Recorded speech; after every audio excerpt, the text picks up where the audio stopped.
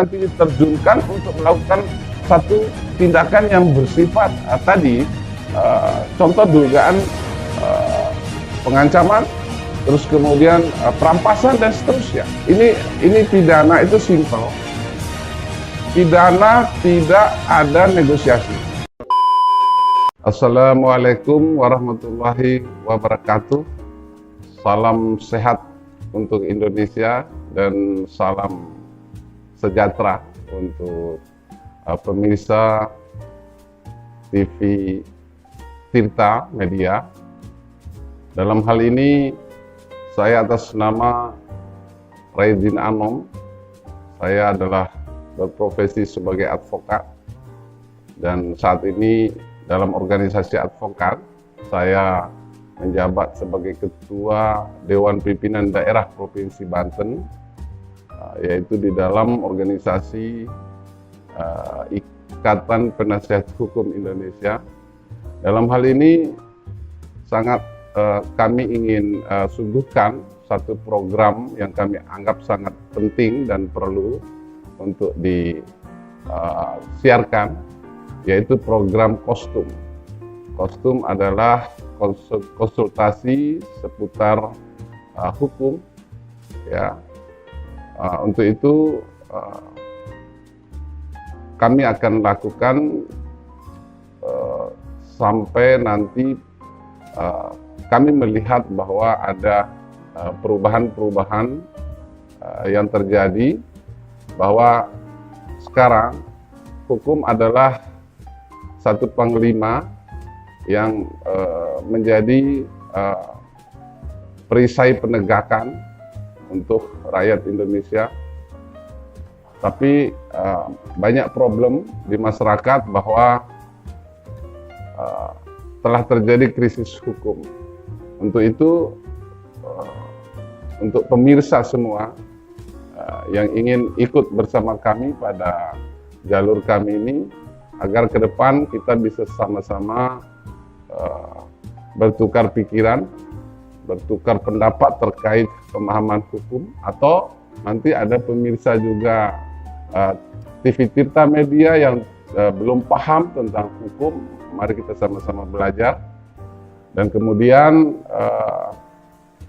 untuk awal ini saya sangat ingin perlu memberikan satu gambaran tentang pengertian hukum itu sesungguhnya dan bagaimana pelaksanaan hukum itu dengan sesungguh-sungguhnya. Maka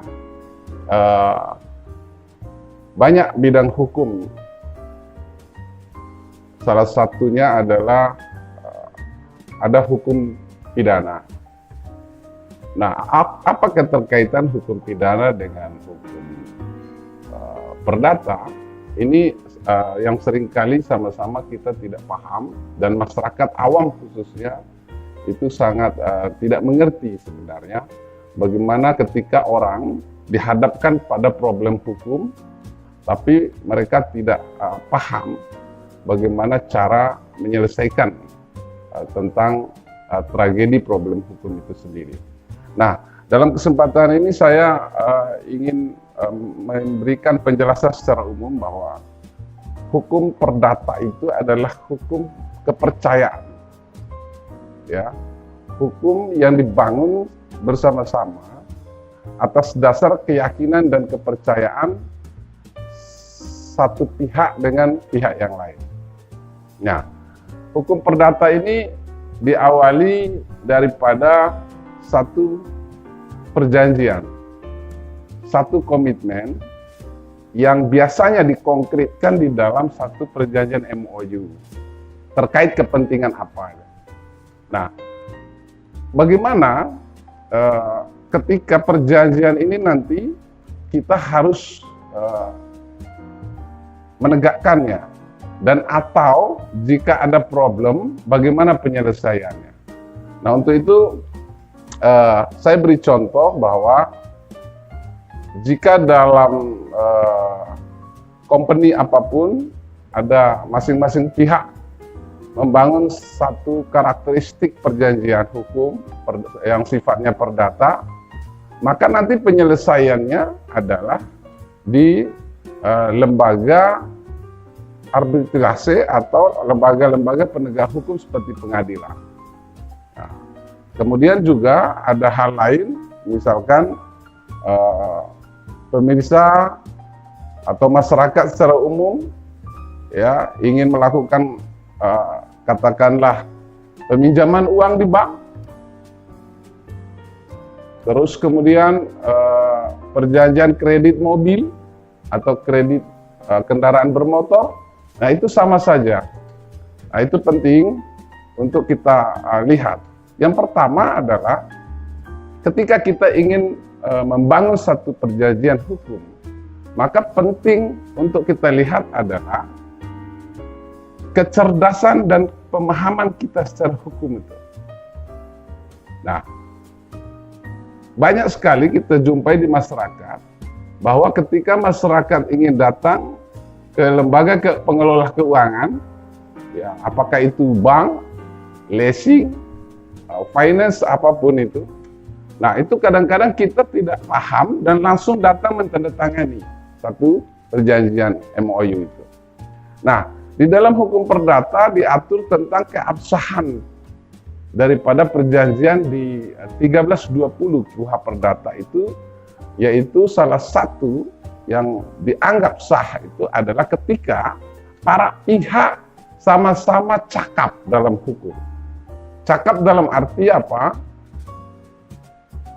Pihak pertama dan pihak kedua sama-sama mengerti daripada isi dari perjanjian. Nah, itu yang pertama.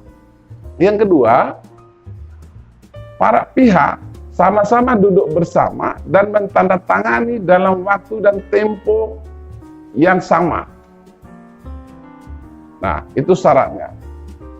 Nah, yang ketiga, ketika sudah ditandatangani, maka perjanjian itu final. Tidak ada yang ditambahkan dalam redaksinya oleh salah satu pihak secara sepihak. Itu baru dianggap bahwa perjanjian itu sah menurut hukum. Dan jika apabila masyarakat mengalami satu peristiwa hukum yang bertabrakan dengan apa yang saya jelaskan tadi, berarti itu adalah perjanjian yang cacat akan hukum itu sendiri. Itu cacat hukum perjanjiannya. Misalkan datang tanda tangan blanko kosong, lalu tidak dibaca tanda tangan. Nah, kemudian peristiwa pendatanganan itu dilakukan dengan atas nama diri sendiri, tidak dengan pihak kedua. Nah, ini penting. Kenapa? Tidak mungkin proses fidusianya itu berjalan dengan baik sesuai dengan rel hukum jika peristiwa perbuatan perjanjian dari awal tadi tidak sah menurut hukum.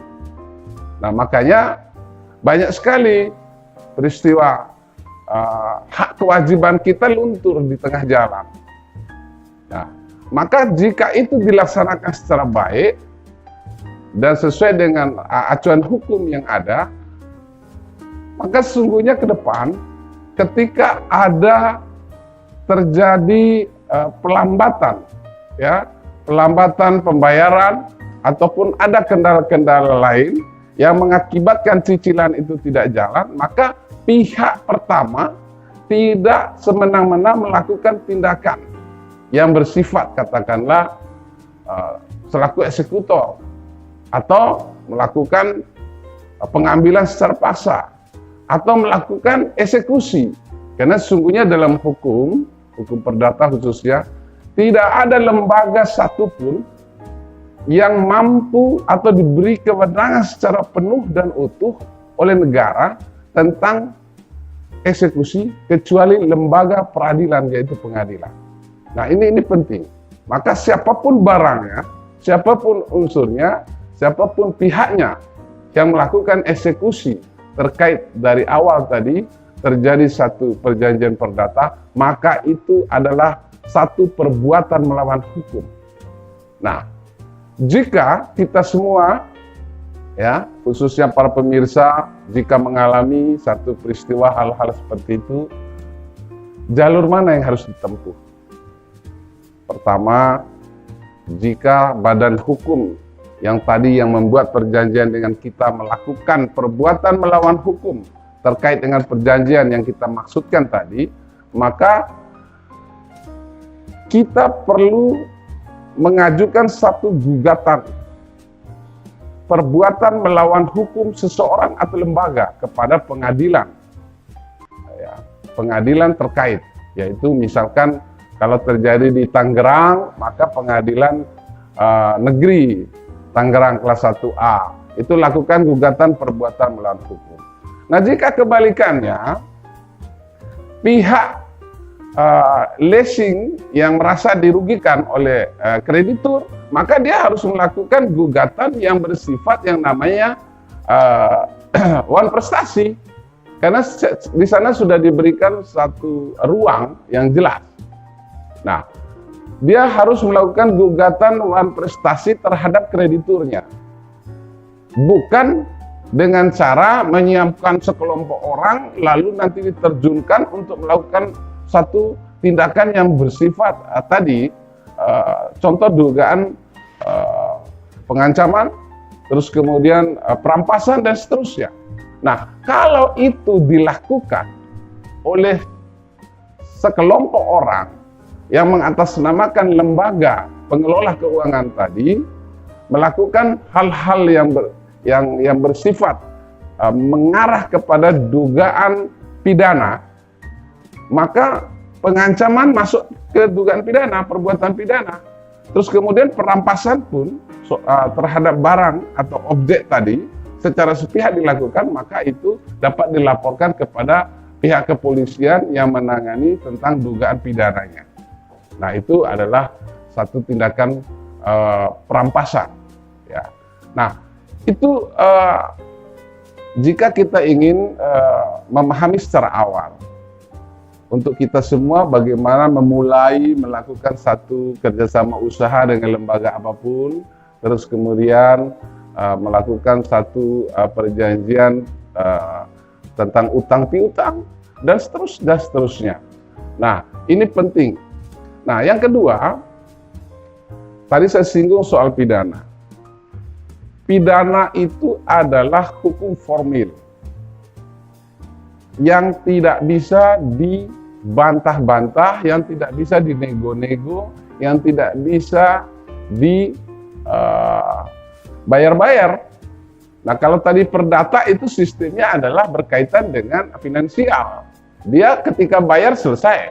Tapi pidana, maka negara melalui alatnya, yaitu Kejaksaan Republik Indonesia sebagai penuntut umum, ya, maka dia diberikan kewenangan oleh negara untuk melakukan tuntutan kepada siapapun, seluruh rakyat Indonesia, agar menuntut seseorang jika terbukti melakukan perbuatan tindak pidana yang mana pembuktian itu telah dilakukan oleh pihak kepolisian dengan dalam rangka penyelidikan bahkan penyidikan. Nah, unsur itu jika sudah terpenuhi, maka nanti pihak kejaksaan akan melakukan penuntutan. Nah, kemudian ketika penuntutan sudah, berkasnya sudah lengkap, maka nanti akan dilakukan satu persidangan, ya, supaya untuk didakwakan. Nah, ini pidana itu simpel. Pidana tidak ada negosiasi. Nah, apalagi sekarang kita sama-sama tahu bahwa ketika seseorang atau siapapun yang sudah melakukan satu tindak pidana dan sudah dilaporkan kepada pihak berwajib, dalam hal ini adalah pihak kepolisian, maka polisi dengan kewenangannya harus melakukan penegakan dengan melalui langkah-langkah yang sifatnya penyelidikan, bahkan penyidikan, terus penetapan statusnya, lalu kemudian penyitaan barang bukti dan seterusnya untuk dilimpahkan nanti ke pihak kejaksaan. Simple. Jadi ketika teman-teman nanti melihat atau mengalami satu dugaan tindak pidana atau ingin menyelesaikan satu proses penyelesaian tindak pidana, maka pidana tidak bisa dibayar dengan uang.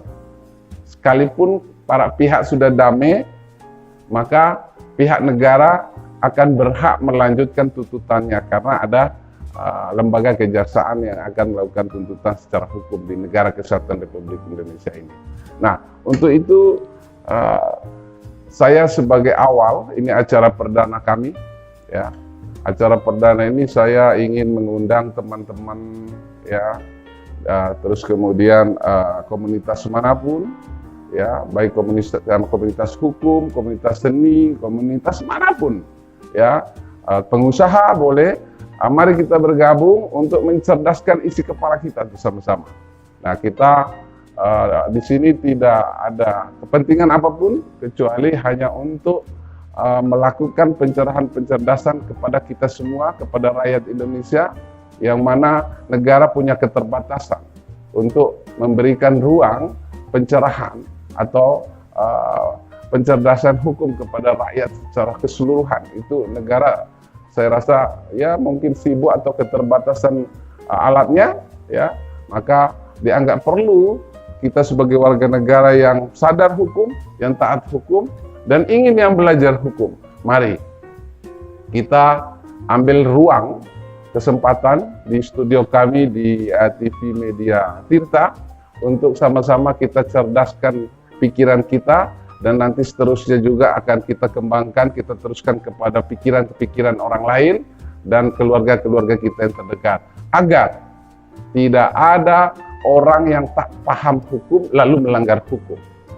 Nah, supaya nanti kita semua bisa meminimalisir satu tindakan perbuatan yang dimana kita tidak tahu soal hukum itu sendiri. Jadi saya percaya bahwa di negara kita, rakyat Indonesia khususnya,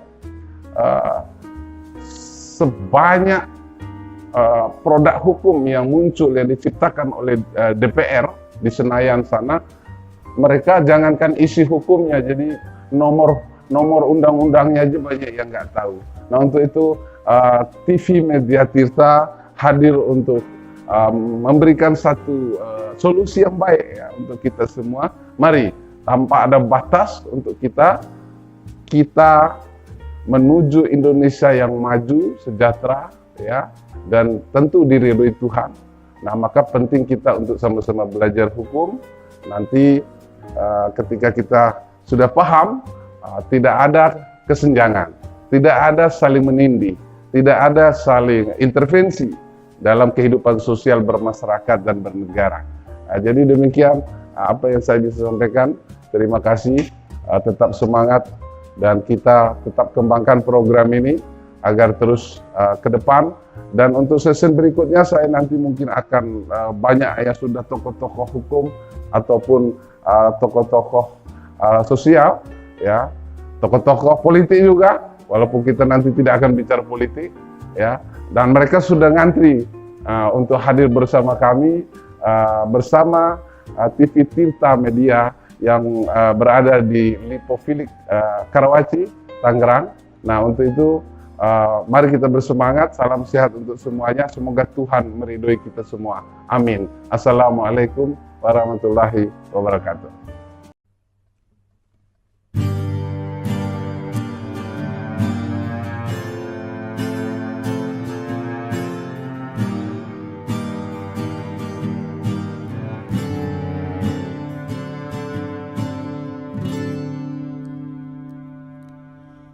Suara sepatu bangunkan aku,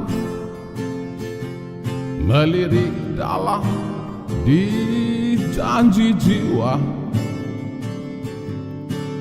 Rasa tak ingin pergi setelah terhanyut oleh lingkaran arus wajahmu.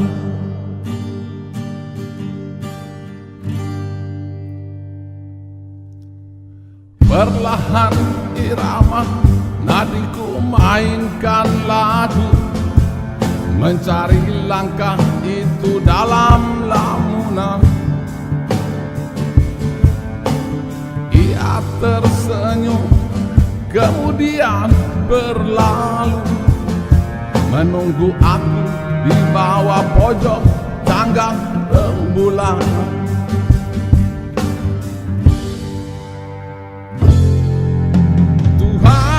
Tuhan, bebaskan dia untuk hatiku, genggamlah kami dengan tangan suci-Mu, agar aku bisa membangun istana di tepi danau yang sunyi. Tuhan ini akan selalu berjanji untuk dapat terus memelukmu pada garis waktu yang tak terbatas, sampai nanti kita membungkuk pada kenyataan.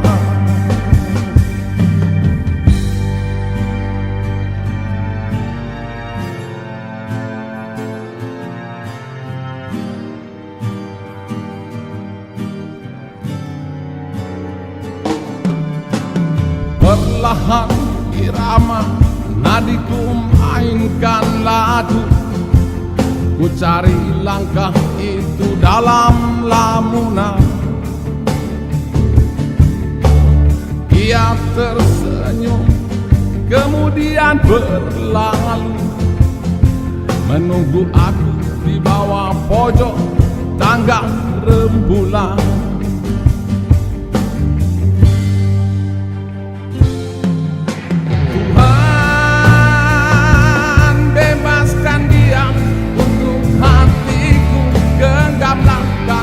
Dengan tangan suci-Mu,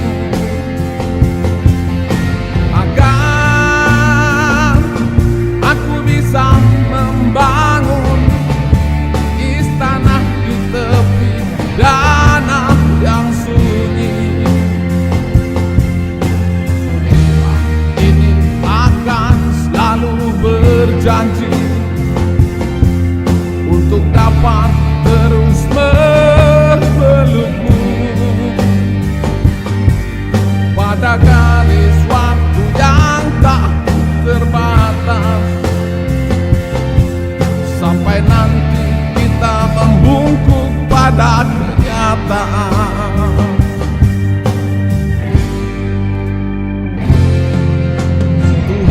Tuhan, bebaskan dia untuk hatiku, genggamlah kami dengan tangan suci-Mu, agar aku bisa membangun istana di tepi danau yang sunyi. Tuhan, bebaskan dia untuk hatiku, genggamlah kami dengan tangan suci-Mu, agar aku bisa membangun istana di tepi danau yang sunyi. Tuhan ini akan selalu berjanji untuk dapat terus memelukmu pada garis waktu yang tak terbatas, sampai nanti kita membungkuk pada kenyataan.